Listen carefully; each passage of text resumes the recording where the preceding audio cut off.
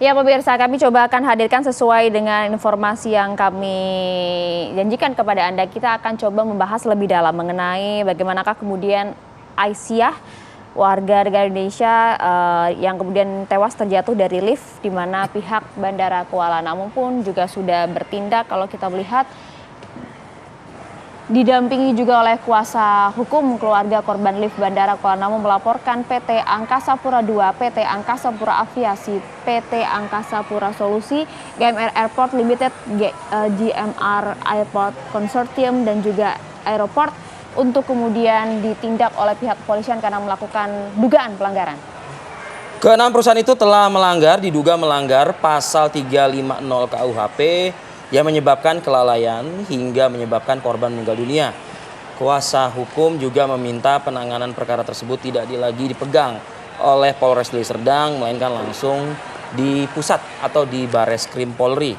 PT Angkasa Pura Aviasi telah menonaktifkan 5 personil Bandara Kuala Namu buntut tewasnya Aisyah Sinta Dewi Hasibuan. Pencopotan ini sebagai bentuk evaluasi yang dilakukan pihak Bandara Kuala Namu.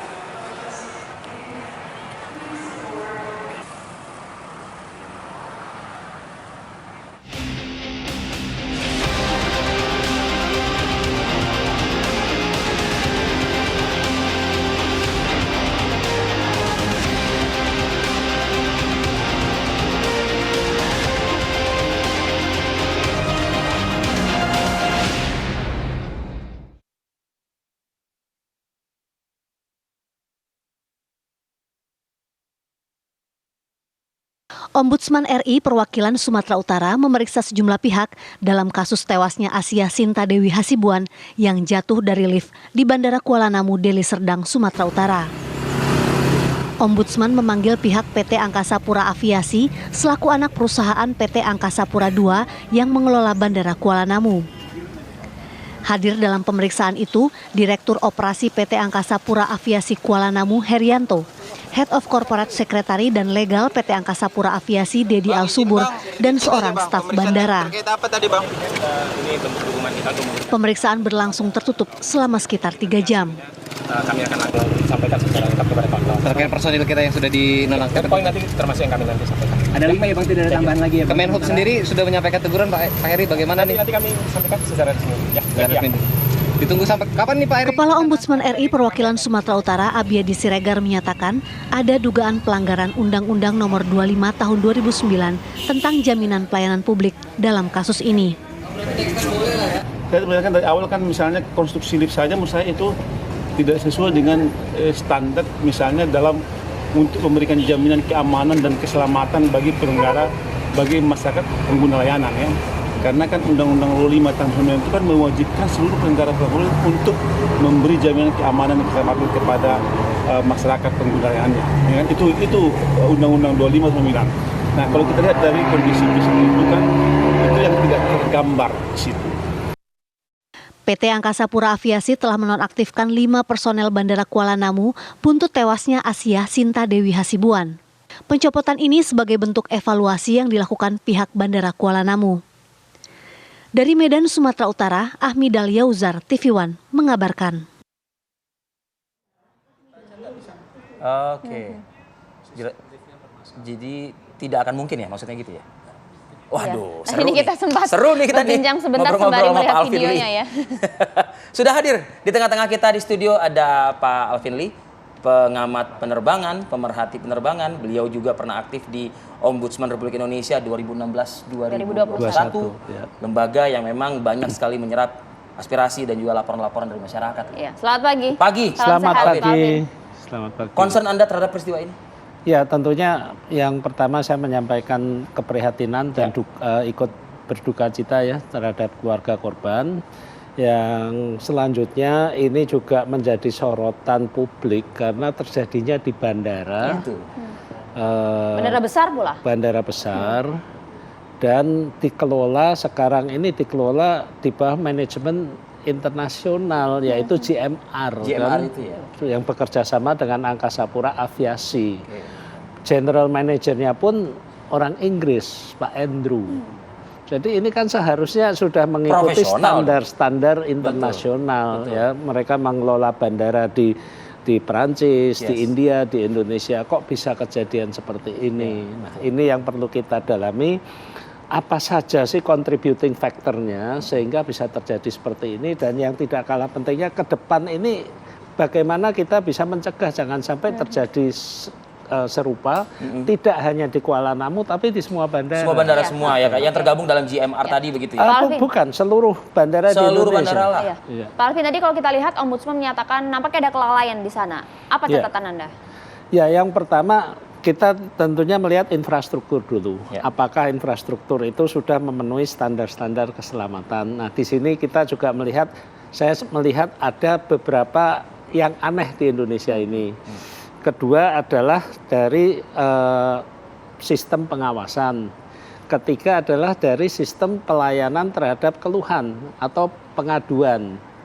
Nah, kalau kita lihat lift ini, lift yang dipakai ini adalah buatan Korea, Oke. Oke. produksi tahun 2009, Oke.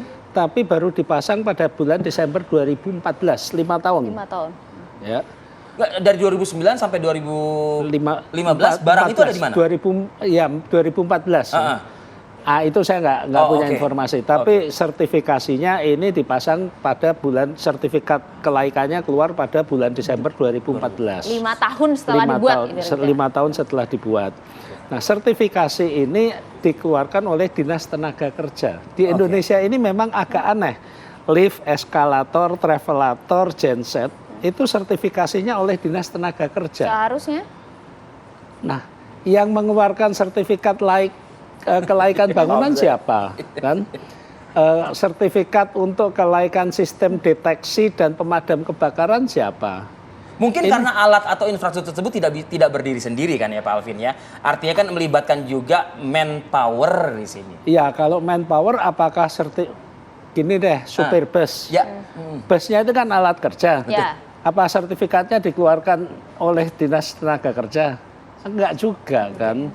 Nah, ini kan sudah sejak puluhan tahun yang lalu. Seingat saya sejak saya lahir tahun 60-an itu juga sudah demikian. Tapi zaman berubah. Ya. Apakah tidak ada perbaikan di sini? Siapa sih yang layak mensertifikasi? Kemudian lift ini juga setiap tahun harus diuji keselamatannya, kelaikannya, sertifikasinya bagaimana. Kita lihat apakah Uji berkala gitu ya? Uji berkalanya, uji tahunannya ini terakhir dilakukan kapan, siapa yang melakukannya. Harus dibuka itu ya? Dan yang mendesain gedung ini siapa? Bagaimana ada lift yang kemudian kalau itu terbuka ada ruang gap. tadi ya. Nah, 60 kali 40 kabarnya Pak. 60 kali 40. Iya, dan itu berdasarkan informasi yang saya baca di online, memang dibenarkan lubang itu untuk proses perawatan, maintenance dan juga perbaikan.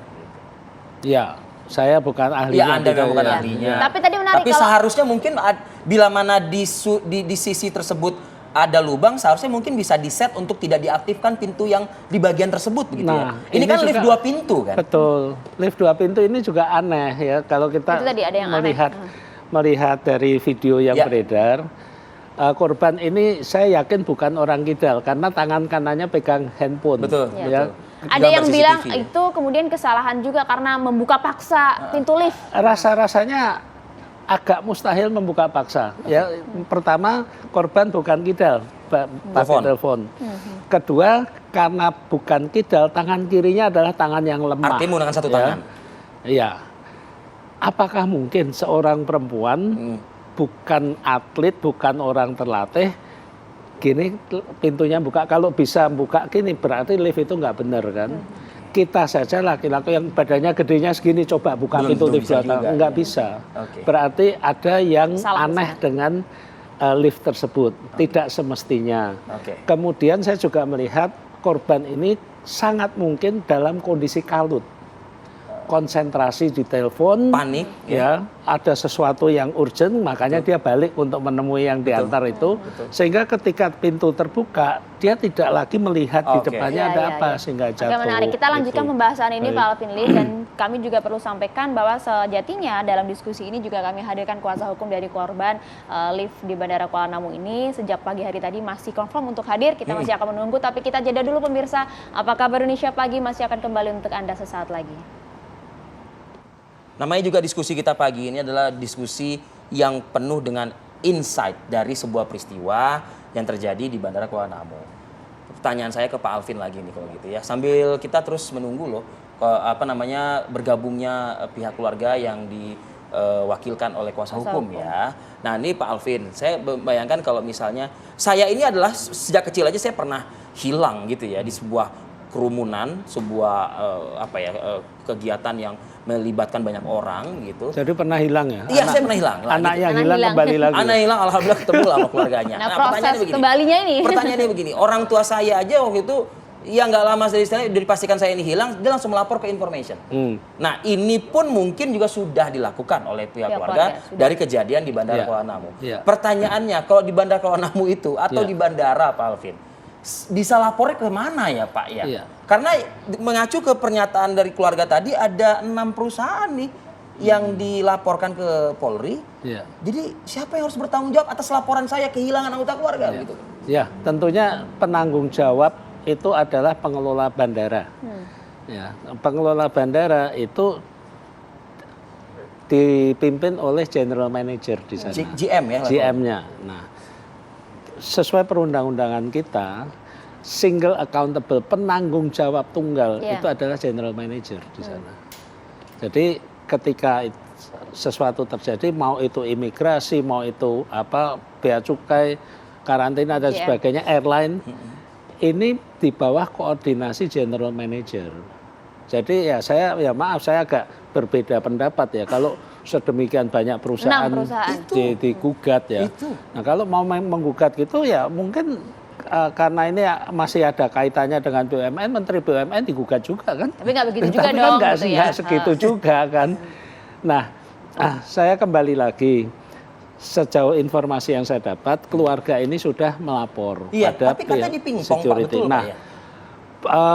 Saya nggak menggunakan kata dipingpong lah. Jadi petugas yang menangani ini mungkin mereka sektoral. Jadi sampai di sini nanti yang nangani orang lain lagi, Mungkinkah karena banyaknya stakeholder itu jadi mereka yang bekerja sekian bulan, sekian tahun itu juga bingung juga cara menghandlingnya itu loh. Atau memang melempar masalah saja begitu Pak? Ini yang saya pertanyakan.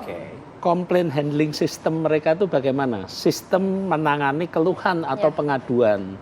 Seharusnya ini kan ada pengaduan misalnya tentang pelayanan aja. Tapi ada yang emergency, kecelakaan, kemudian orang sakit, di sini orang hilang. Ini tentunya jalurnya harus berbeda. Tidak bisa ditangani secara normal. Ini harus masuk yang emergency response system. Nah, apakah ini dilakukan?